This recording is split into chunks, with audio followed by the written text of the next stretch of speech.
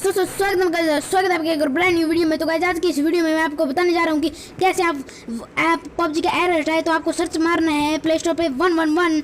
तो गाइस आपको इस ऐप को इंस्टॉल कर लेना है। जब आपके ऐप इंस्टॉल हो जाए तो मैं आपको बता दे देता हूँ। फिर आपकी ऐप हो जाएगी स्टार्ट। फिर आपकी ऐप स्टार्ट होने के बाद आपको इस पर गेट बस डन एक्सेप्ट कनेक्टेड बस कनेक्ट ओके बस।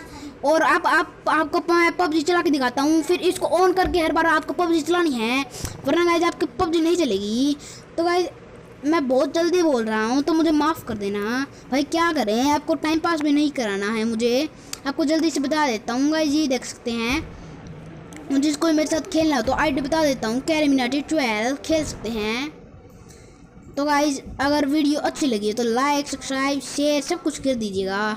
तो गाइज मिलते हैं अगली वीडियो में। यही वीडियो ख़त्म, बाय। तो गाइज मिलते हैं अगली वीडियो में, बाय।